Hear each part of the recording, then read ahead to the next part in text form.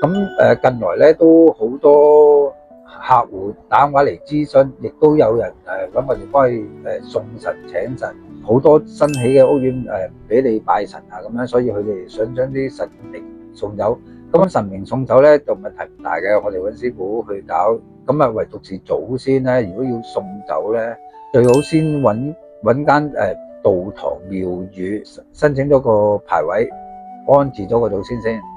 然之後我哋啲師傅再幫佢請神走咧，就其他神可以幫佢帶走埋拎去廟宇。而祖先嗰牌咧，我哋會封咗，交翻俾個業主。個業主咧就佢去拜，因為佢已經安排咗去啲道堂廟宇嗰度做咗個牌位啦嘛。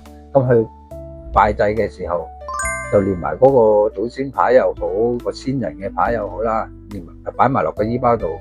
去拜祭嗰陣時，喺化寶嗰時化埋俾個先人，咁樣就妥當啦。因為祖先係家神嚟嘅，如果處理得唔好咧，就咁掉咗出街咧，就會影響佢哋嗰輩或者佢下一兩輩都會有影響嘅。因為祖先係庇佑啲後人嘅。